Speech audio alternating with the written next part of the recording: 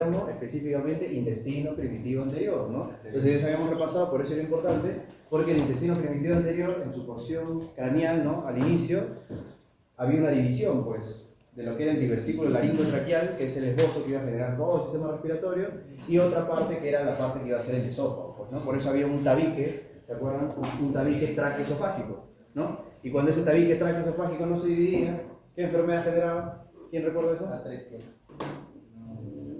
Ahí estás ahí, ¿pero cuál era? Una fístula traqueosofágica. Pues antes la fístula traqueosofágica, por eso era importante ese dato embriológico, pues, ¿no? Porque tanto el sistema respiratorio como el sistema digestivo, ¿no? En su primera porción provenían del intestino primitivo anterior. Entonces el epitelio también comparte células, pues. Por eso tiene células caliciformes, por eso tiene células neuroendocrinas. Muy bien. Y bueno, están viendo el epitelio pseudocertificado, ¿no? Un epitelio que parece, ya saben, como que fueran bastantes células, pero ahora están viendo clarito las células cilíndricas columnares, ¿no? Con sus ciclos. Muy bien. Ya, ahora otra pregunta. Quiero que me digan así. O sea, nosotros, yo les he dicho siempre, apréndanse, como esto es lo general, siempre se tienen que acordar las excepciones, ¿no? Que eso es lo que les puedo preguntar. ¿Qué estructuras de todo el sistema respiratorio no tienen este epitelio? A ver, el vestíbulo nasal. Ya. ¿Qué epitelio tiene el vestíbulo nasal? Certificado plano. Ya. Y también en la... Creo que era por los pliegues de mucosa. Pliegue, ¿estás por ahí, pliegues? Sí, pero pliegues... Porque mucosa tiene todo el epitelio, ¿no? ¿Pliegues de dónde? Los pliegues... ¿Hay pliegues? La vocal, vocales. O sea, la... ¿Dónde están los pliegues vocales? La... Ya bueno, esa es la laringe, ¿no? Entonces en ambos lados tenemos epitelio estratificado, plano, no queratinizado, ¿no? Entonces, si buscamos excepciones, muy bien, excepciones, o sea, en la vía alta tenemos el vestíbulo, muy bien, eso lo vamos a hablar ahorita, el vestíbulo nasal, porque el vestíbulo nasal es la primera parte de la cavidad nasal, es esta parte de acá externa, que obviamente es continuación de la piel, por eso también tiene epitelio estratificado, plano, no queratinizado. Y lo otro es la laringe, muy bien, entonces estos tienen epitelio estratificado, plano, no queratinizado, ¿verdad? Por lo que si se desarrolla un cáncer, ¿no? ¿Qué tipo sería? ¿Un cáncer? Epidermoide o cáncer escamoso. Por ejemplo, cuando ustedes estuvieran en algún momento en cirugía de cabeza y cuello, cáncer de laringe, es un cáncer de tipo escamoso, un cáncer de tipo epidermoide, ya saben por qué, pues. Porque no tiene ese epitelio certificado glandular, ¿no? Porque otros, por ejemplo, el tipo de cáncer, si te preguntan cuál es el tipo de cáncer más frecuente de pulmón, ¿qué me responderías? No has leído nada de cáncer de pulmón, pero dices, escucha, el epitelio es pseudocertificado, cilíndrico, ciliado con células caliciformes, o sea, que tiene glándulas. Por lo tanto, es un cáncer de tipo, ¿lo más frecuente? Te dijimos que era el tipo histológico más frecuente cuando es glandular, adenocarcinoma. Entonces, cuando vean medicina 1, no recuerdo cuándo llevan respiratorio, van a ver que el tipo histológico más frecuente de cáncer de pulmón es el adenocarcinoma, ¿no? Pero hay otro tipo de cáncer, por ejemplo, el cáncer epidermoide, también como les digo, pero eso se asocia, por ejemplo, al tabaco, y eso es algo que vamos a hablar ahorita. O sea, todo tiene una explicación cuando ustedes ven en clínica, pero ahora tenemos una explicación histológica, ¿no? Porque hay esos cambios. Muy bien, entonces, adenocarcinoma igual es el cáncer más frecuente porque el epitelio más común es estratificado, cilíndrico, ciliado, con células caliciformes, glandular. Ya tiene la... Ya, entonces han dicho, excepto vestíbulo nasal, laringe, muy bien. Y obviamente ya a partir de, ahorita que vamos a ver, es importante a partir de dónde cambia el epitelio. A ver, ¿alguien quiere participar? A partir de los bronquiolos. A partir de los bronquiolos. ¿A qué cambia?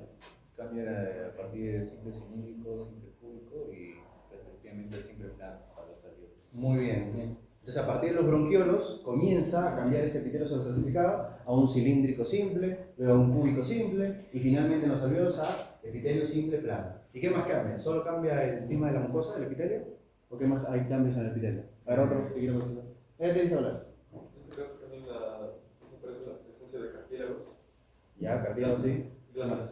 Y glándulas. Muy bien, entonces recuerden ese dato, ¿eh? A partir de los bronquiolos, entonces cambia el epitelio, muy bien, y cambia también, o bueno, desaparece el cartílago y desaparecen las glándulas. Por lo tanto, ahí cuando veamos datos de patologías, ¿no? Ahí ya no están estas patologías que vamos a ver como el asma, el EPOC, ¿no? Porque estas patologías que vamos a ver tienen que ver con hipertrofia glandular, hipertrofia de músculo liso, muy bien, entonces eso es importante. ¿Ya? Y lo otro es saber entonces qué es la porción respiratoria y qué es la porción conductora. ¿Quién me dice cuál es la diferencia entre porción conductora y respiratoria? A ver, Brenda. La porción conductora va hacia la nariz, a los bronquiolos terminales, la porción respiratoria hacia los alveolos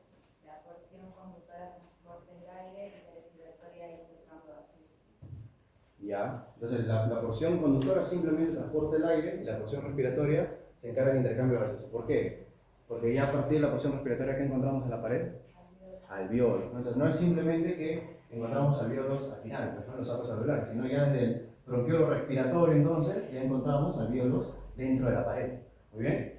Ahora recuerden más o menos, este es en la segmentación 16, muy bien, es hasta los bronquiolos terminales, muy bien, y luego ya siguen los bronquiolos respiratorios, conductos alveolares y sacos alveolares, muy bien. Ahora, esto no los confundan porque a veces les pueden poner simplemente bronquiolos, o sea, si no te especifican, o sea, te digan el epitelio y los bronquiolos, ustedes ya, epitelio y bronquiolos, ustedes tómenlo como un epitelio simple cilíndrico. Ahora, si te especifican bronquiolos terminales, o sea, ya los últimos bronquiolos, ahí sí epitelio simple cúbico, muy bien, porque o sea, hay bronquiolos de primera generación, segunda es. ¿Muy bien? Ya. Siguiente. No, anterior. Ya. Entonces, lo anterior es importante, ¿no? A partir de dónde comienza la porción respiratoria, a partir de bronquiolos respiratorios, ¿no? Conductos alveolares. Entonces, todo eso se llama también asino pulmonar. Así cuando hablamos como en hígado, asino hepático, es la parte funcional. La parte funcional, ¿por qué? Porque tiene alvéolos en su pared y va a haber intercambio gaseoso. ¿Muy bien? Ya. Luego tenemos en la cavidad nasal, recuerden que hay una porción olfatoria, que es el tercio superior, y una porción respiratoria, que es los 2/3 inferiores, ¿no? Y obviamente la porción respiratoria es de la parte de humidificar el aire, conducir, que hemos dicho la parte conductora. Acá lo que importa es que le van a preguntar siempre es la región olfatoria, ¿no? A ver, ¿quién me dice qué tipos de células encontramos en la región olfatoria? A ver. Usualmente las células olfatorias, pero hay algo especial en esa zona, que es una glándula que es la linfoma. Supuestamente estas glándulas generan una sustancia odorífera para que así recién pueda detectar el olor de esas neuronas olfatorias. Sin ellas no habría ese olor. Ya, ¿qué más? Principalmente esas dos. Me has dicho 2. ¿Hay más? A ver, para las otras consideraciones. ¿Alguien ha participado? Tú no, tenemos participado. Ya, tenemos, como decía mi compañero, las células nerviosas bipolares, también tenemos las células de sostén o las ventriculares. Estas son muy importantes ya que estas van a producir una proteína de fijación de las sustancias odoríferas que se van a encontrar a nivel de su región apical. Sin estas, en realidad, son las que no podríamos poner, ya que estas van a determinar la afinidad y la intensidad de los olores. Las glándulas de Bowman que mencionó mi compañero van a darle esa coloración amarilla con las células ventriculares a la región olfatoria, porque tienen lipofucsina. Algo muy importante también es que tenemos las células basales, que van a ser las que van a permitirle que esas células nerviosas bipolares olfatorias se regeneren, porque una de las cosas que dice Rosa es que las únicas neuronas que se regeneran a nivel de la cavidad olfatoria vendrían a ser esos haces nerviosos de las olfatorias. Algo muy importante también es que estas células basales también van a tener una comunicación nerviosa. Las glándulas de Bowman le dan la coloración, permiten de que ese fluido, ese flujo generado por las células caliciformes sea más soluble en sustancias odoríferas para que las células susventriculares con esa proteína que vendría a ser la fijadora de sustancias odoríferas se une a su receptor que está relacionado con una proteína G, despolariza la membrana y ya bueno, independientemente de la intensidad o del tipo de olor por afinidad, va a determinar diferentes tipos de olores. Y las basales, y que generalmente también tienen, como mencionó usted, estas van a permitir el cambio de un tipo de celular a otro. Si hay un tipo por ejemplo, para las personas que están en minas o que están en contaminación directa, pueden generar algún tipo de célula cancerosa. Muy bien. Entonces, ha mencionado primero las células olfatorias, que ya le preguntaron en su pasito, pregunta examen, son células bipolares, son neuronas de tipo bipolar. Muy bien. Estos van a su par craneal, que es el nervio olfatorio, que ¿han leído por ahí cuál es el par craneal? El primer par craneal, pues, ¿no? Atraviesa, ¿no?, la lámina cribosa etmoide, no por arriba, y entra a lo que están viendo de moradito, que es el bulbo olfatorio. Muy bien. Las células sustentaculares o de sostén, lo dice su nombre, sirven para mantener o sostener, ¿no?, nutrir a las células olfatorias, ¿no? Y esto lo pueden poner porque ha sido pregunta antes en teoría. Recuerden que a veces ponen imágenes. Muy bien. Entonces te ponen esta imagen, características de esta imagen, y te señalan pues una célula. Entonces recuerden que obviamente las que están así de amarillo, que están viniendo para acá, las vesículas, todo esto es la célula olfatoria, pues amarillo, ¿no? Y obviamente la verdecita está como que protegiéndola, que sería la célula sustentacular. Sencillísimo. Entonces, célula bipolar, olfatoria, célula sustentacular. Y por acá arriba ya tenemos las glándulas de Bowman, que muy bien, como ha dicho su compañero, secretan la lipofucsina, que eso le da esa coloración amarilla, porque antiguamente se le decía pues a la cavidad nasal pituitaria amarilla, pituitaria roja, por ejemplo, ¿no? La roja era obviamente la parte que modificaba el aire, ¿no? Que es, en otras palabras, la región respiratoria, y la amarilla era la región olfatoria, pues, ¿no? Ahora obviamente se conoce como región respiratoria, región olfatoria. Muy bien. Y muy bien lo que he dicho, que las células basales, ¿ya? Igual como hablábamos, por ejemplo, en tegumentario, siempre son células que se encargan de regeneración, o sea, son células con capacidad mitótica. Muy bien. Y acá viene un dato importante, ¿no? Porque cuando hay lesión de ese epitelio, ¿no? Ante un traumatismo, por ejemplo, en la época de COVID, ¿en la época de COVID qué había? Pues? ¿Quién recuerda? ¿Cuál era uno de los síntomas que presentaban las personas? Anosmia. Anosmia. ¿Listo? Entonces ahí ya va su primer dato. ¿Qué es la anosmia? El hecho de no oler, pues, ¿no? A es el prefijo de nada, sí. Entonces, otra cosa es hiposmia, ¿no? Hiposmia es que hueles menos, anosmia es que no hueles nada. Muy bien. Pero la característica es que estas células se regeneran. O sea, porque estas células una vez que se destruyen, se regeneran. ¿Cuánto tiempo vive una célula más o menos? ¿10 a 14? Un poquito más.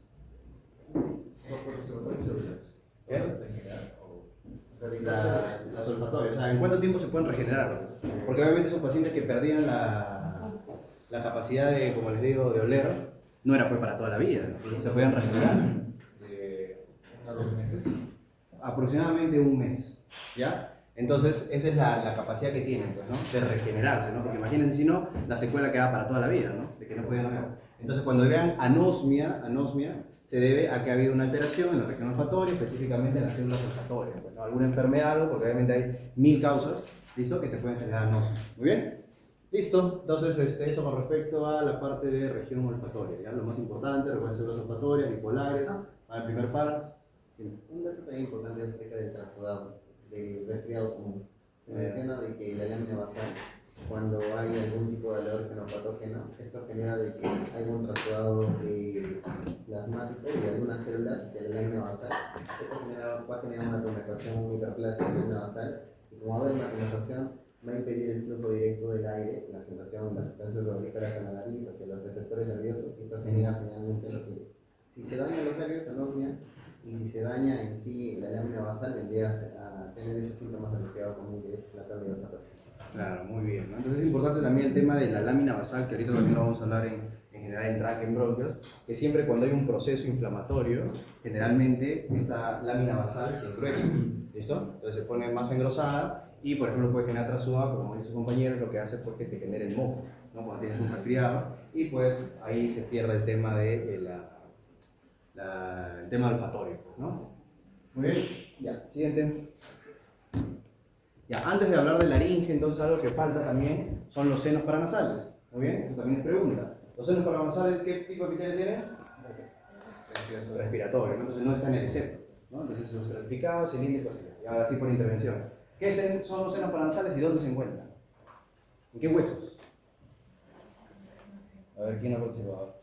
El frontal, el etmoides, el esfenoides y el maxilar. Ya, muy bien. Frontal, esfenoides, etmoides y frontal, ¿no? Son los huesos que tienen los senos paranasales. Muy bien. Frontal, esmoides, esfenoides y maxilar. Muy bien. ¿Y qué hacen los senos paranasales? A ver. Una cavidad pneumática que agrega aire y permite que propiamente los huesos no sean macizos, no alberguen tanto peso en la bóveda del cráneo.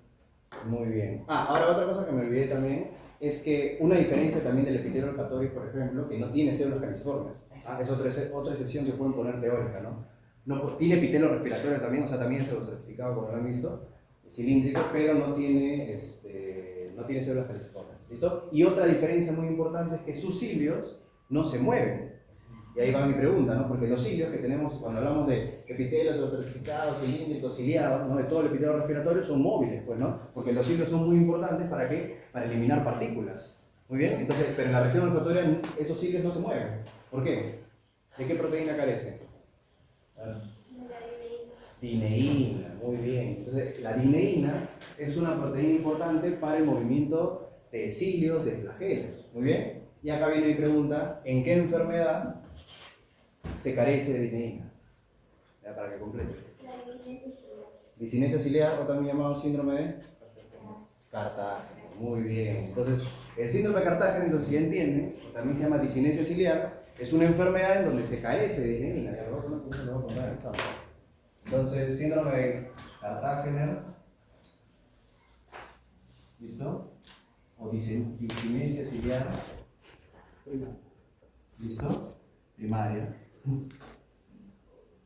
¿Se carece de qué? De dineína, ¿listo? No hay dineína. La dineína, ¿para qué sirve? Para el movimiento de los cilios. Entonces, esos pacientes, ¿cuáles son sus problemas? Pues tienen infecciones respiratorias frecuentes, pues, porque no como sus cilios del aparato respiratorio no funcionan, recuerden que los cilios son para eliminar partículas, ¿no? Cuando se enferman, etc. Entonces tienen infecciones respiratorias recurrentes. Y aparte de eso, también los hombres tienen problemas de infertilidad. ¿Por qué? Porque el espermatozoide, obviamente, tiene su flagelo, un flagelo que también se mueve por la dineína. ¿Me entienden? ¿Qué? ¿Los órganos inversos? No, cambiados de posición. No. Es un dato en verdad. ¿Sí? No, nunca he visto que esto esté asociado a la inversión de los órganos. Pero por ahí ya lánzame ese dato. Bueno, entonces, eso es importante. ¿Ya? Disinesia ciliar, síndrome de Cartagena. ¿Qué más? Bueno, entonces eso, los cilios de la región olfatoria entonces no se mueven, porque eso sí carecen de dineína fisiológicamente. Muy bien. En la región obviamente respiratoria, eso sí. Ya. Y, ya, volvamos a las intervenciones. Jiménez. Por eso, pero ¿está asociado a eso? ¿Sí? Pues porque dice el 50% de los pacientes. Ya, bueno. Sí, dice que el situs inverso está asociado a la mitad de los pacientes con síndrome de Cartagena. O sea que son los órganos al revés. ¿Qué más? ¿Apellido? Tica. Bien.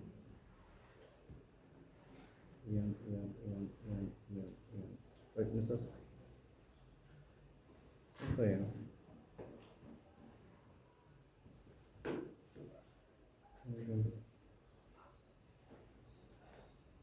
¿Es Cabrera? Palsa. ¿Alguien más participó? Brenda.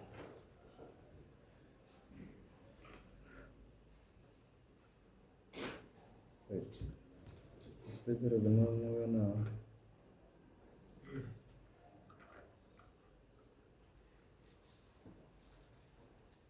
No encuentro nada. Maqueo. No sé por qué estoy pidiendo un maqueo en Cabrera. Ya bueno. Nadie más, ¿no? Ya, muy bien. Entonces los senos paranasales sirven para eso, no son cavidades neumáticas. Ahora la pregunta es, en los senos paranasales también pues hay cilios, pues, ¿no? Por eso íbamos ahí, ¿no? También tiene su epitelio, pseudoestratificados y cilindros ciliados. Y cuando no funciona esto, ¿no? Cuando no se eliminan estas partículas, se inflaman los senos paranasales. ¿Y cómo se le llama eso? Eso es fácil. Sinusitis, pues, ¿no? Ya, entonces la sinusitis, ahora va a ser pregunta, porque no va a ser que les ponga un caso, porque tienen que saber cómo viene una sinusitis, entonces ustedes al saber que las sinusitis son cavidades pues, en el frontal, en el maxilar, en el etmoidal, en el fenoidal, ¿listo? Cuando estos se inflaman, o sea, se llenan de pus, ¿no? Como una infección, ¿qué pasa pues? Comienza a pesarte la cabeza, pues. O como está lleno de líquido, sientes como un peso en la cabeza. Es un dolor de cabeza, generalmente que lo sientes adelante, que cuando te inclinas hacia adelante duele más. Muy bien. Y lo otro es que te diga, pues, ¿no? Que la persona al tocarse esos puntos, ¿no? Se toca acá el frontal, se toca el maxilar, ¿no? O sea, donde sea la sinusitis, duele, pues. Muy bien. Entonces, esos son signos para pensar en sinusitis, que generalmente la sinusitis proviene muchas veces de pacientes con otitis media aguda. ¿Por qué? Porque recuerden que el oído medio se comunica con la cavidad por la trompa de Eustaquio. Muy bien. Entonces, muchas veces siempre viene por una infección. Dime. Bueno. Tengo entendido que cualquier inflamación por la ausencia de movimiento de los cilios primero causa una hiperplasia y después una hipertrofia de las células calciformes, por el mismo hecho de querer compensar la falta de movimiento de estos, de los mismos cilios. O sea, primero no va a haber ese vaciamiento, aclaramiento mucociliar por parte de ellos, por lo tanto van a querer limpiarlo de cualquier manera a producir más moco. Entonces esto va a generar esas dos consecuencias. Claro, está bien, ¿no? Muy bien, cuando hay cualquier patología, como dice su compañero, que no se mueven los cilios, no hablamos de disinesia ciliar, sino simplemente por una inflamación o algo. Uno de los mecanismos compensatorios que vamos a ver es la hipertrofia o hiperplasia de la lámina basal y de las glándulas mucosas. Por eso es importante que sepan hasta dónde había glándulas mucosas, pues, ¿no? Porque hasta ese lugar es donde vamos a ver, por ejemplo, hipersecreción de moco en estas patologías como asma, EPOC, etc., ¿no? Y obviamente también en los mismos procesos respiratorios que hacen que obviamente se te cierre el bronquio, pues, ¿no? ¿Quieres decir algo? Sí, sobre los senos paranasales, que no todos se desarrollan al mismo tiempo, sino que algunos antes del nacimiento, como el maxilar y las extremidades y otros después del nacimiento, como el cervical y Agradezco ese conocimiento, pero bueno, ese es de hembrio, pues, ¿no? Está Yo bien. digo que la relación de los senos paranasales duele más porque su lámina propia de ellos mismos, de este epitelio que tiene el epitelio respiratorio, está pegado directamente al periósteo. Entonces, la inflamación de estos, o sea, el periósteo es la parte vascular, ¿no? Nerviosa. Por lo tanto, Claro, ahí está, esa es una buena explicación. o sea, el dolor se viene por eso, ¿no? Por el periósteo que está implicado. Está bien, está bien, está bien. Esa es una buena relación, por ejemplo, teórica, ¿no? Que está diciendo que la lámina basal está pegada al periósteo y por eso los pacientes con sinusitis tienen un mayor dolor, pues, ¿no? Porque como han visto en hueso, cuando vieron en histología 1, el periósteo es la parte vascular nerviosa que irriga pues al tema del hueso, ¿no? Muy bien, ya, entonces tenemos eso con respecto a senos. Y luego nos vamos a laringe, ¿ya? Entonces laringe, como están viendo acá, es importante, lo más importante de la laringe, como les dije, es la diferencia, ¿no? Ya no tiene el mismo epitelio de epitelio respiratorio, ¿no? Sino tiene un epitelio estratificado, plano, no queratinizado, ¿no? Y aparte de eso, tenemos dos cuerdas vocales, pues, ¿no? Una que son las llamadas obviamente pliegues vocales, que son las cuerdas vocales verdaderas, que son las inferiores, ojo, y las superiores que se llaman pliegues ventriculares o cuerdas vocales falsas, pues, ¿no? Pero que en sí también no sirvan para nada, ¿no? Porque las cuerdas vocales falsas también sirven para modular el tono de la voz, ¿muy bien? Pero obviamente la afectación de los pliegues vocales o las cuerdas vocales verdaderas son las que te generan, ¿cómo se llama la clínica cuando no puedes hablar?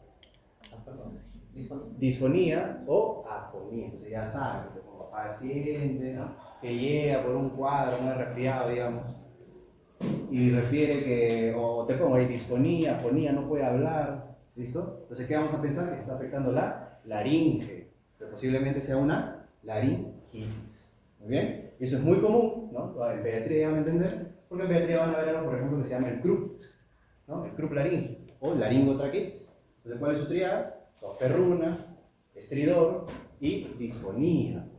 Todo paciente que queda con disfonía es porque se está afectando la laringe, porque saben que ahí están las cuerdas vocales, ¿ya? Ahí engloben eso. Muy bien. Ya que están viendo obviamente el epitelio estratificado plano, ¿no? No sé si llegan a ver, pero hay un montón de células con núcleos porque es estratificado plano. Y como les dije, si se desarrollara un cáncer de laringe, porque también obviamente cáncer de laringe, por ejemplo, en fumadores, te pregunto qué tipo de cáncer es un cáncer epidermoide, es un cáncer escamoso. ¿Ya? ¿Se entiende, no? Algo muy interesante que leí es que debajo de la lámina basal del epitelio estratificado plano, caracterizado de las cuerdas vocales verdaderas, nos encontramos un espacio que es conocido como el espacio de Reinke. ¿Espacio de? Reinke. Reinke. Reinke, ¿ya? Esto es muy importante, esto es muy importante desde un punto de vista clínico, ya que ahí no vamos a encontrar vasos linfáticos y vasos sanguíneos. Y me permite hacer la historia. ¿Me permite hacer qué? Bueno, desde un punto de vista clínico es muy importante. Ya, pero la relación. Acá,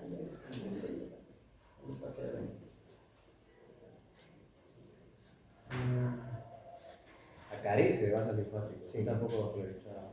y es muy importante en el apartado clínico. Me imagino que Pero para ser... no dice por qué, pero dice que es importancia clínica. Sí. Hay que buscarlo. ¿Ya? Ya, muy bien. Entonces, bueno, eso. ¿Qué más? Tos perruna, disfonía y estridor. Ya, eso también, ¿no? El estridor es un sonido que siempre van a encontrar, y es por eso que también sepan, que siempre cuando ustedes vean estridor en un paciente, sobre todo van a ver bastante en pediatría, pero eso también puede ser en adultos, ojo, te pongan estridor, siempre piensa en afectación de vía aérea superior. Muy bien, entonces, ¿qué es vía aérea superior? O sea, ¿hasta dónde es la vía aérea superior? Hasta la tráquea, hasta la laringe, hasta el bronquio principal. ¿Hasta dónde es la vía aérea superior? Hasta el final de la laringe. Hay una bibliografía que te ponen hasta la tráquea, ¿no? Pero para términos de clínicos, como les digo, entonces siempre que vean estridor, entonces piensan que es una afectación en la laringe, piensan que es una afectación del epiglotis, piensan que es una afectación por ahí de la nasofaringe, ¿no? O sea, pero es en la vía aérea superior, es un sonido que suena en la vía aérea superior. ¿Muy bien? Ya. Siguiente. Entonces, hasta ahí todo está clarísimo, ¿no? Hemos pasado las partes más fáciles, senos paranasales, laringe, cuerdas vocales, muy bien. Ya. Y luego, ya acá, obviamente, hablar de tráquea y bronquios, hablamos nuevamente del tipo de epitelio estratificado, pseudoestratificado, cilíndrico, ciliado con células caliciformes, ¿no? Entonces, acá están viendo que a partir de la tráquea ya se compone, obviamente, de cartílago, ¿no? Entonces, a partir de la tráquea, porque estas son las preguntas que le hacen en teórica, ¿no? A partir de la tráquea ya tiene el epitelio, ¿listo? El epitelio respiratorio, muy bien, y ya tiene cartílago de tipo hialino, ¿no? Esto también es importante, ¿no? Porque ese cartílago que hemos dicho que va a haber hasta antes de los bronquiolos, todos esos cartílagos son tipo hialino, ¿no? Como les preguntaron en su pasito, el único que no es cartílago hialino son los cartílagos de la laringe, ¿no? Y la epiglotis, por ejemplo, que son cartílagos elásticos, ¿ya? Entonces pregunta examen. Muy bien, y bueno, acá están viendo por ejemplo la tráquea, la luz de la tráquea, ¿no? Acá detrás está el esófago, por eso este es el tabique traqueoesofágico, y ya saben la división y todo, y acá están viendo pues el epitelio pseudoestratificado cilíndrico ciliado, ¿no? Acá están viendo el epitelio cilíndrico, luego la lámina propia, ¿no? La submucosa, las glándulas, muy bien, y acá estamos viendo por ejemplo ya lo que es un bronquiolo terminal, muy bien. Entonces, lo importante acá ya es el desarrollo de esta enfermedad que vamos a hablar, que es el asma. ¿Alguien quiere hablar un poquito de asma? ¿EPOC, algo que haya leído? ¿Una relación que haya visto? ¿Quieres decir algo?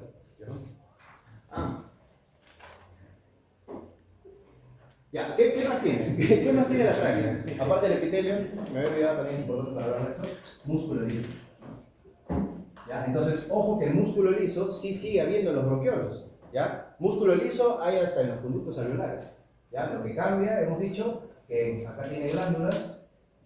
Entonces, a partir de los bronquiolos, ¿ya? Entonces, a partir de los bronquiolos, vamos a poner bronquiolos terminales, porque es generalmente lo que les ponen. ¿Ya? Entonces, los bronquiolos terminales siguen siendo parte conductora, recuerden, ¿no? Recién los bronquiolos respiratorios son la parte respiratoria. Pero ya los bronquiolos terminales entonces ya tienen un epitelio cúbico simple, ¿no? Simple cúbico, ¿listo? Y ya no tiene cartílago, ya no tiene glándulas, pero sí tiene todavía su músculo liso, ¿no? Ahora, ¿por qué es tan importante esto entonces? Porque recuerden que la división del árbol bronquial, ¿cuál es? Pues es tráquea, de ahí bronquio izquierdo, bronquio derecho, que son los también llamados bronquios principales o primarios, ¿no? Luego que sigue, los bronquios globales. Entonces tenemos tráquea, la tráquea se divide en bronquio izquierdo y bronquio derecho, ¿verdad? Estos también son llamados bronquios principales, entonces son bronquios, no bronquiolos, bronquios. Luego estos bronquios izquierdo y derecho, ¿cómo se divide? A ver, eso sí es pregunta. ¿Cómo se divide en cada pulmón? A ver, Fabricio. Se dividen en tres lugares derechos y dos izquierdos. 3 lugares derechos, muy bien. Dos izquierdos. 3 lobares derechos y 2 lobares izquierdos. Muy bien. Entonces, esos también son llamados bronquios secundarios, ¿no? Bronquios secundarios o bronquios lobares, porque son los lóbulos de cada pulmón. Entonces, el pulmón derecho tiene 3 lóbulos y el pulmón izquierdo tiene 2 lóbulos. Y luego, ¿de esto qué sigue? ¿Bronquios segmentarios? Sin saber. Bronquios segmentarios, ¿y cuántos son en cada pulmón? Muy bien. Entonces, acá como eran 2, eran 3, acá igual, tiene que ser más. Entonces 2 tiene 8 segmentos y en el derecho, que son 3, tiene 10 segmentos. ¿Ya? Entonces obviamente esto en anatomía, ya cuando ustedes vean anatomía 2, ahí lo van a aprender más, ¿no? Segmento antero posterior, medial, lateral, ¿no? Porque esto es importante, porque dividimos al pulmón, ¿no?, en segmentos para hacer lobectomías, ¿no? Cuando hay un cáncer, cuando hay algo, un tumor, se quita solo una parte, pues, ¿no? Para no estar quitando todo el pulmón, porque cada segmento tiene su propia irrigación. Muy bien. Entonces, estos bronquios segmentarios, ¿listo? También se llaman bronquios terciarios. ¿no? Entonces ahí tienes tu bronquio primario, o también llamado principal, ¿no? Que es el bronquio izquierdo-derecho. Tienes tus bronquios secundarios, que son también llamados los bronquios lobares. Y tienes tus bronquios terciarios, que son los segmentarios. Muy bien. Y luego de estos, ya recién comienzan a aparecer los bronquiolos. Entonces, todo esto que estamos hablando acá, tráquea, y acá también como bronquios, tienen estas características. O sea, todos estos bronquios tienen estas características. Epitelio respiratorio, cartílago bailarino, músculo liso y glándulas, ¿no? Entonces, ¿eso por qué me importa? Sobre todo estas dos. Porque tanto el músculo liso como las glándulas desarrollan una hipertrofia. ¿En qué situaciones? En la asma. ¿Listo? En el EPOC. Muy bien, entonces, en los pacientes con asma, en los pacientes con EPOC, lo que nosotros vamos a encontrar es una hipertrofia del músculo liso. Entonces ya saben que el músculo liso es un músculo involuntario, ¿listo? Que se adecua obviamente para la ventilación en el paciente, pues, ¿no? O en las personas. Y las glándulas también generan una hipertrofia, por lo que hay más secreción mucosa. Hay una triada fisiopatológica que van a ver, pues, que es del asma, que se debe a esto, pues, ¿no? Hipertrofia del músculo liso, hipertrofia glandular, mayor secreción de moco. Muy bien. Entonces, ¿qué hace eso? Pues, que tu bronquio, digamos, tu bronquio es este, vamos por acá, entonces la luz disminuye, ¿no? Porque o es porque el músculo liso está más grueso o hay más moco. Y esto hace que no haya una buena entrada de aire y tampoco no haya una buena salida de aire. Entonces, tanto el asma como el EPOC son enfermedades que se llaman síndromes obstructivos. Pues. Se llaman obstructivos porque no sale el aire. Muy bien. Y cuando esto está así engrosado, la salida del aire, ¿no? Cuando tú expiras, ¿no? Cuando botas el aire, esto tiene un sonido. Silibante. ¿Un? Silibante. Un silibante. Sibilante. Sibilante, ¿no? Un sibilante. Entonces, un sibilante, ¿qué es? Suena como un silbido, pues. ¿Y eso qué te indica? Que el bronquio está súper tapado. ¿Ya? O sea, no súper tapado, porque cuando ya está tapado totalmente, ahí, se llama tórax silente, pues, ¿no? Que ya no escuchas nada, pues, porque no está pasando el aire. Pero cuando tú escuches sibilantes, te pongo en un caso, yo te pongo en tu caso, se escucha sibilantes en un paciente, piensas pues en enfermedades que te pueden generar eso, pues, ¿no? Entonces te puede generar el asma, en un niño, asma, ¿no? Bronquiolitis, ¿no? Que es una enfermedad, ¿no? Que tiene que ver con los bronquios, pues, ¿no? Más, lo van a ver más en el tema de pediatría, pero ya o sea, lo relacionan con bronquiolitis, es una obliteración, una disminución de la luz de los bronquiolos. Muy bien, sobre todo los bronquios. Todo. Muy bien, entonces sibilantes, ya sibilantes, dime. Según el dos, hay tres características que tiene el asma. Como usted mencionó, vendría a ser la hipertrofia de los músculos lisos. Tenemos también la lámina basal engrosada y la presencia de células caliciformes, alta producción de moco para tener ese mecanismo mucociliar que mencionó mi compañero. Y también el engrosamiento del epitelio bronquiolar. Esto debido a que, como había mencionado anteriormente, esta inflamación severa, ya sea por el humo, tabaco, etc., va a generar el infiltrado de linfocitos o eosinófilos dentro de la membrana, y eso va a generar, uno, la proliferación de estas células dentro de la membrana, que va a permitir el engrosamiento.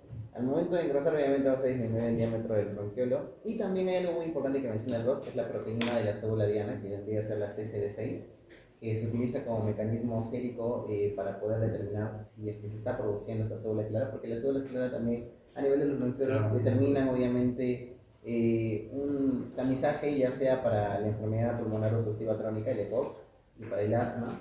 Y si no hay esa cantidad necesaria de la CCD6, se podría considerar también como un mecanismo diferenciado de las enfermedades. Claro, muy bien, muy bien. Entonces, anoten todos esos datos fisiopatológicos, ¿no?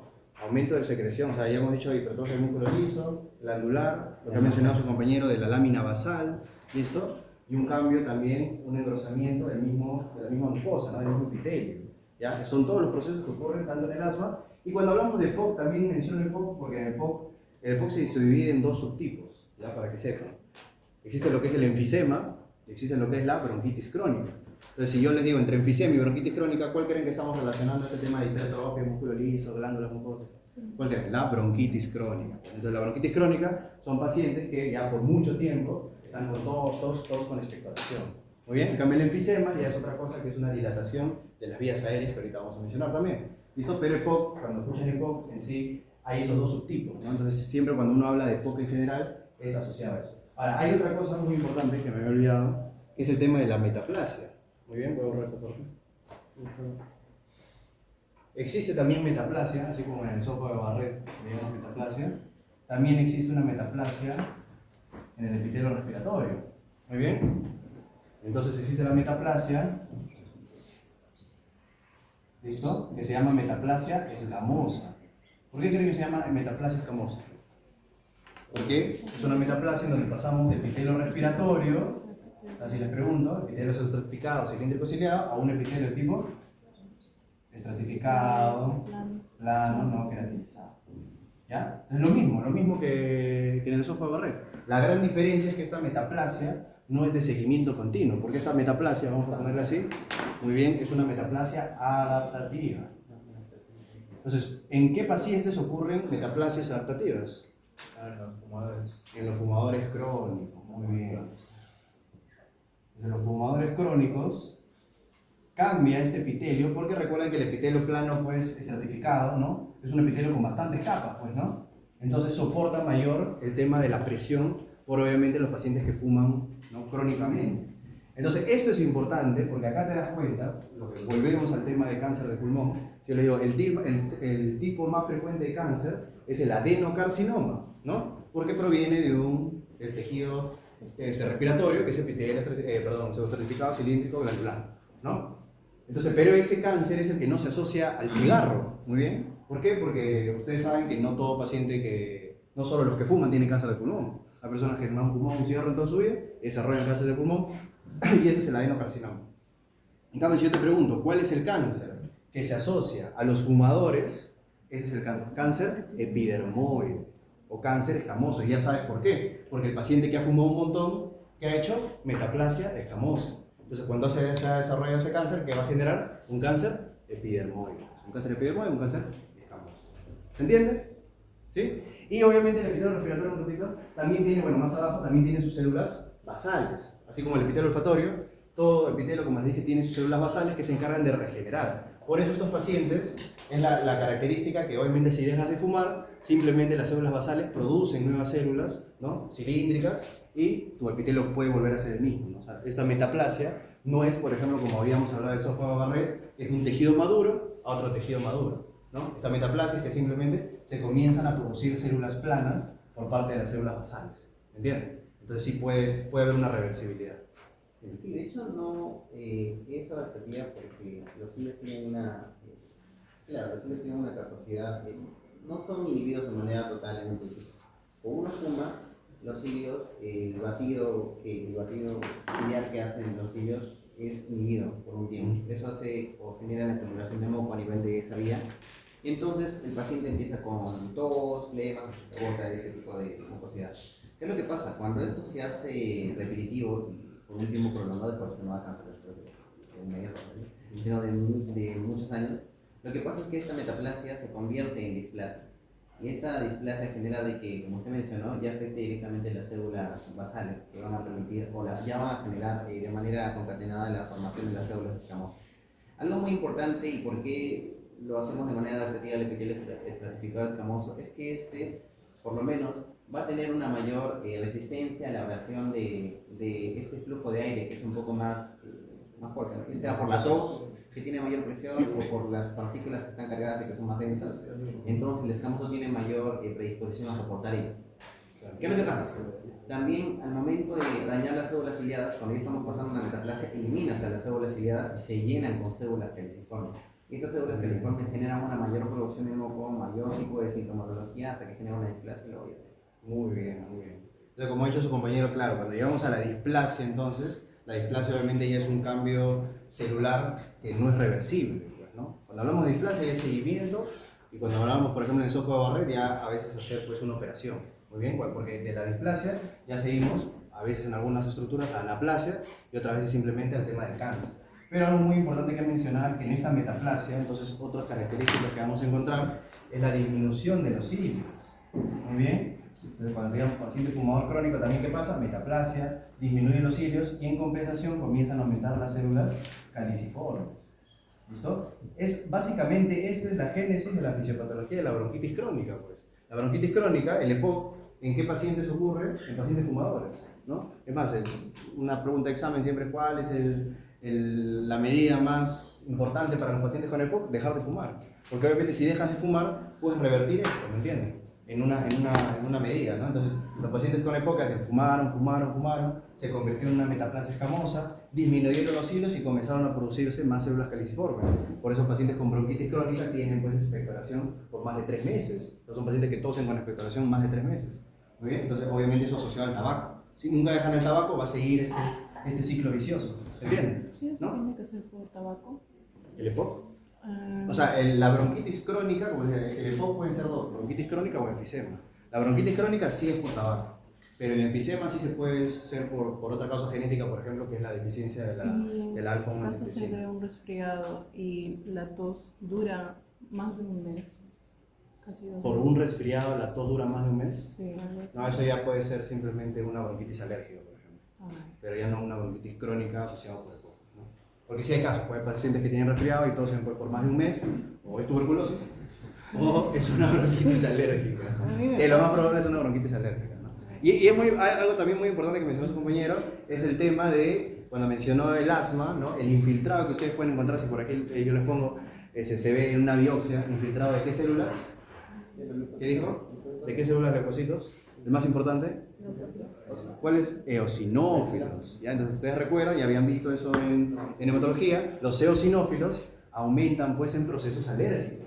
Muy bien. Entonces el paciente con asma, no va a ser que yo le pongo paciente que viene, ¿por qué? Porque yo te puedo poner un paciente con sibilantes, ¿no? Por ahí sibilantes, pero eso podría ser pues una bronquiolitis, puede ser una bronquitis, puede ser asma, ¿no? Yo siempre les digo, no, la medicina no es absoluta, ¿no? O sea, no todo adulto que es sibilantes vas a descartar asma, muy bien, pero ahí va otro dato, pues, ¿no? De la nada te pongo en el hemograma, que en el hemograma hay eosinófilos altos, ya sabes, eosinófilos altos es alergia, pues. Entonces eso ya te indica asma con más frecuencia, ¿no? O con más seguridad. Muy bien, hasta ahí. ¿Sí? El siguiente. Ya, y esta imagen puede ser bonita porque esto te muestra el resumen, ¿no? O sea, si ya no has leído nada de paraflexión, le vas a estimar, pues, ¿no? Y acá están viendo, ¿no? Cómo el epitelio, en toda la porción conductora, ¿no? Hasta el bronquio segmentario, miran bronquio, no bronquiolo, bronquio segmentario, o sea, bronquio secundario, terciario, primario, terciario, ¿no? Muy bien, sigue siendo epitelio, pseudoestratificado, cilíndrico, ciliado, ¿no? Y en el bronquiolo terminal, ya es un epitelio, ¿no? Al inicio, cilíndrico simple y luego cúbico simple, ¿no? Si simplemente, como les digo, si le dicen bronquiolo, debería ser específico, ¿no? Porque si te dicen bronquiolo terminal, ahí sí, simple y cúbico. ¿Ya? Pero si te dicen inicio del bronquiolo, ¿no? El inicio, ahí puede ser simple cilíndrico. ¿Ya? En el bronquiolo respiratorio, obviamente ya estás viendo simple cúbico, y en la parte de los alveolos, ya sabes que es epitelio simple plano. Eso, los alveolos tienen epitelio simple plano, ahorita lo vamos a ver. Igual, miren, células caliciformes, ¿no? ¿Hasta dónde? Hasta bronquiolo, o hasta bronquio, perdón, segmentario. Dijimos que los bronquiolos ya no tienen células caliciformes, ya no tienen glándulas, ya no tienen cartílago. Queda claro la imagen, ¿no? Una imagen resumen de todo lo que hemos hablado, ¿no? Células ciliadas, en cambio, miren, todavía hay esclerotero respiratorio. Ojo, porque el esclerotero respiratorio sigue obviamente limitando partículas. Igual como les dije que músculo liso, hay hasta los conductos alveolares.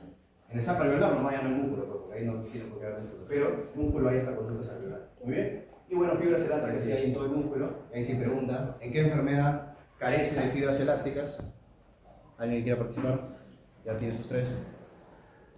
Bueno, me parece un nombre, pero sé que en el diseño todo el primero como que las fibras plásticas. O sea, como que se dañan. Ya, pero sabemos una enfermedad que tengan que carece de fibras elásticas. Fibrosis pulmonar. Su nombre lo dice, pues, ¿no? La fibrosis se convierte en tejido fibrótico porque desaparecen las fibras elásticas. Muy bien, entonces eso también anoten. Te digo desaparición de fibras elásticas. Dime. Es también para combinación el espacio intersticial. Claro, es que la fibrosis hay dos tipos.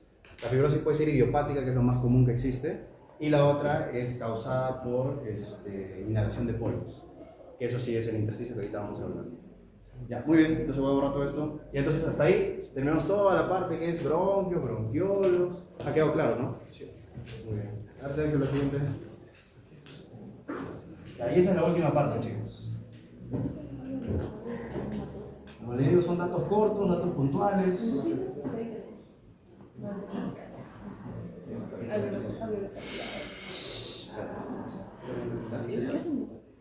¿Qué?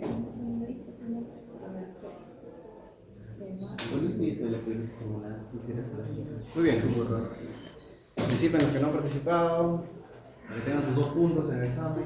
Ya, y finalmente tenemos a los alveolos, ¿no? Entonces teníamos bronquiolo terminal, bronquiolo respiratorio, conductos alveolares y sacos alveolares, ¿no? Y dentro de los sacos alveolares, lo que estamos viendo un saco alveolar. Entonces, un saco alveolar que hay, alveolo, alveolo, alveolo, alveolo. Si les ponen esa imagen histológica, ya saben. Simplemente si les señalan eso, ya saben que es un alveolo. Muy bien, y acá están viendo el epitelio simple plano. A ver, pregunta. ¿Qué hay más? ¿Neumocitos tipo 1 o tipo 2? ¿A quiénes dicen que hay más neumocitos tipo 1? Levanten la mano. ¿Neumocitos tipo 2? ¿Los más no tienen? Ya, muy bien, es una pregunta importante. ¿Ah? ¿Hay más neumocitos? Si te preguntan qué hay más en cantidad en el alveolo, es el neumocito tipo 2. Muy bien. Lo que hay en más cantidad es el neumocito tipo 2. Otra cosa es que te pregunten cuál es el que hay mayor cantidad en la superficie alveolar, ¿no? Que es el neumocito tipo 1, que ese sí es el 95%. Muy bien. Entonces como que no sé, pues. Como que este sea su alveolo.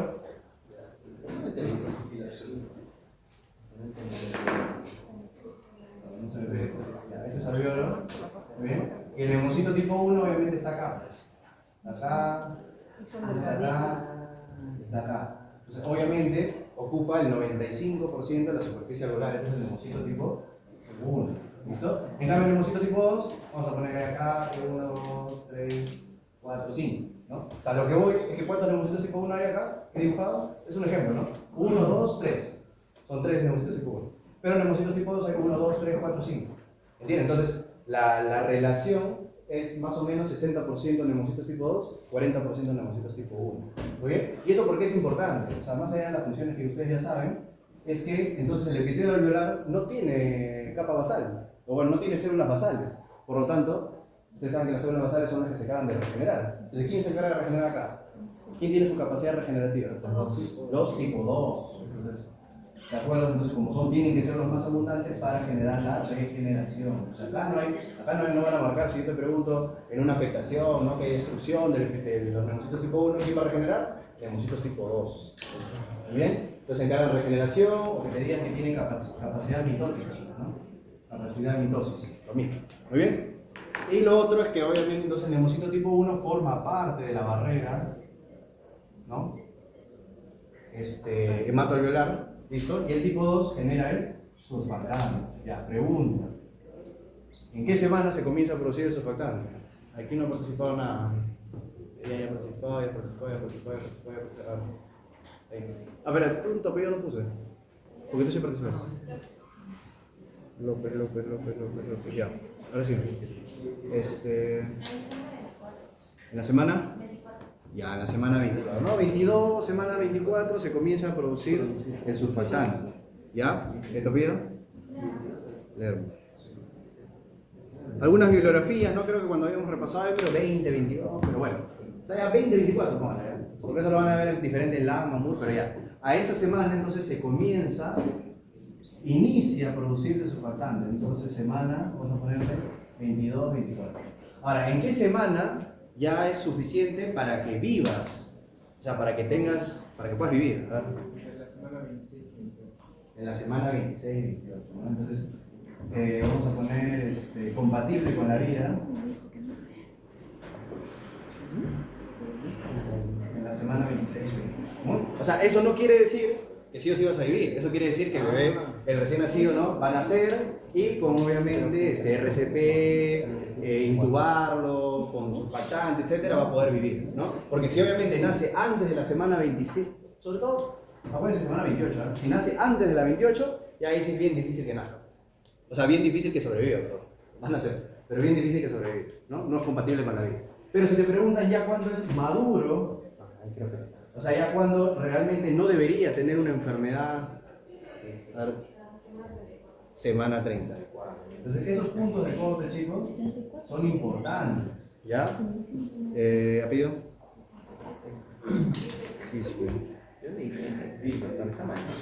No, sí, claro, ¿por qué? Porque 36 ya, o sea, ya está muy cerca a término, ¿no? Entonces, ¿Por qué es importante esto? Entonces, esto, por ejemplo, es un dato que lo han visto en embriología, lo están viendo ahorita en histología, ¿no? Y lo van a manejar nuevamente cuando lleven pediatría, neonatología y cuando lleven obstetricia. ¿Por qué? Porque en la semana 34 entonces es el punto de corte, a ver, porque antes de la semana 34 entonces, cuando ustedes vean embarazo en obstetricia, en un embarazo pretérmino, ¿pretérmino qué es? Antes de las 37 semanas, ¿muy bien? Entonces cuando tú tienes tu embarazo pretérmino, que ya van a ser el hijo, ya está teniendo contracción en la mujer, entonces si es antes de la semana 34, eso sí lo deben saber por embriología, ¿qué doy para maduración pulmonar? Corticoides. Corticoides, bien. Entonces, antes de la semana 34, doy corticoides, ¿no? Porque el cortisol, ustedes deben saber, el cortisol fetal se encargaba de la maduración pulmonar. Entonces, nosotros también le podemos dar corticoides exógenos, ¿no? Y la maduración pulmonar. Pero si, digamos, tuviéramos un embarazo pretérmino de 35, 36 semanas, ahí no le damos corticoides, porque nosotros ya decimos que ese pulmón está maduro. Muy bien. Entonces, igual, cuando te nace un recién nacido pretérmino antes de la semana 34, entonces ahí nosotros recién podríamos decir, ¿no? Recién podríamos decir que por ahí tendría esa enfermedad que se llama enfermedad de membrana hialina. Entonces la enfermedad de membrana hialina, chicos, es la enfermedad asociada por déficit de surfactante. Muy bien, por déficit de surfactante. ¿Listo? Ahora, generalmente pues, puede haber enfermedad de membrana hialina hasta... Ahí sí podría ser hasta la semana 36, ¿no? Podría sospechar. Porque yo digo que ya es funcional, o sea, ya es maduro la 34, pero ya pues tampoco voy a ser tan específico de la regla, ¿listo? Y a la 35 ya el chivo lo va a estar respirando como si nada, ¿no? Puede que obviamente a la semana 36 su pulmón todavía no esté totalmente maduro y pueda tener esta enfermedad. Pero ya que te digan un recién nacido, no sé, pues de 36 semanas, ¿no? Y tenga distrés respiratorio, porque esas son causas de distrés respiratorio en un recién nacido, no vamos a pensar mucho en enfermedad de membrana hialina, sino ya en otras enfermedades, como taquimia transitoria, síndrome de respiración meconial, etc. ¿Ya? Pero esto es importante entonces, saber estos puntos. Muy bien. ¿Cuál es el componente más importante del surfactante? Creo que todos han participado. Dipalmitodipro, fatidilcolina. Muy bien. Rápido. ¿No? Y así lo puse. Ya, muy bien. Entonces los fosfolípidos, ¿no? Los fosfolípidos en general son el componente más importante. Y su pregunta de fisiología que les van a hacer, el más abundante de todos, el dipalmitodil, fosfatidilcolina. Muy bien. Listo, entonces, ¿y eso cómo se llama? Si yo te pongo entonces recién nacido, prematuro, ¿no? 34 semanas, 35, con distrés respiratorio. ¿Qué es eso? Enfermedad de membrana hialina por déficit de surfactante. Muy bien. ¿Y esto de dónde sale? Específicamente del neumocito tipo 2, pero ¿de dónde? De los cuerpos Laminares. laminares, ojo, pregunta de histología. Ahora, también se me pasó, ¿no? En los bronquiolos terminales también hay una sustancia que se puede liberar para evitar el colapso, porque la función del surfactante, recuerden, es evitar el colapso alveolar. Si te preguntan, paciente con un colapso, piensas pues en déficit surfactante. ¿Cuál es? Muy bien, entonces es pregunta de histología, chicos, ¿ah? ¿Dónde aparecen las células claras? En los bronquiolos terminales. Muy bien, porque en otras palabras, esto que estamos hablando del neumocito tipo 2 son alvéolos. ¿Y dónde habían alvéolos recién? En los bronquiolos respiratorios. Muy bien, entonces antes los bronquiolos terminales ya tienen una luz pequeña, pues, porque ya son más pequeños, pero también se pueden colapsar. Y para eso existen las células claras. Ya, las células claras aparecen en los bronquiolos terminales, ¿listo? Para producir sustancia tensoactiva también. Muy bien, que no es surfactante, pero es una sustancia tensoactiva para evitar el colapso. Muy bien, listo, entonces eso es todo con respecto al neumocito tipo 2. Y el neumocito tipo 1 entonces conforma parte de la barrera. A ver, para una participación. ¿Quién conforma la barrera hematoalveolar? Ya ver. El epitelio alveolar. Fuerte, epitelio alveolar. El epitelio alveolar, la membrana de alveolar, el discoso intersticial, el epitelio capilar, la membrana capilar. El epitelio capilar, ¿cómo es eso? ¿Sí? El endotelio. Endotelio. Ya, y la membrana basal. La membrana basal. Así, ¿no? En orden, pues, ¿no? Tenemos el neumocito tipo 1, obviamente, que es el que forma la superficie, esa pregunta. Neumocito tipo 1, o te pueden decir superficie alveolar. Membrana basal del alveolo, espacio intersticial, que es lo que está entre los dos, membrana basal del endotelio y endotelio capilar. Muy bien, entonces, vamos a ponerlo acá, vamos a borrar esto. A veces las membranas se funcionan, ¿no? Claro, las membranas se fusionan. No se fusionan. No se pueden fusionar porque está el espacio intersticial. Entonces ya, acá eso es importante. Entonces miren, con la imagen que dijimos, esto es el neumocito tipo 1. Muy bien. Y acá está pasando el capilar, ¿no? A donde va a pasar la sangre. Entonces tenemos neumocito tipo 1, ¿ya? Su membrana basal, este espacio, chicos, que se llama espacio intersticial. ¿Listo? Y luego viene el endotelio capilar y membrana basal del endotelio capilar. ¿Listo? Ya. Ahora, ¿qué más es importante? Que hay otras células, aparte del neumocito tipo 1, neumocito tipo 2, ¿qué otras células encontramos acá, chicos? Que son los macrófagos. ¿Cómo se llaman esos macrófagos? ¿Aquí en qué proceso? Células del cuerpo.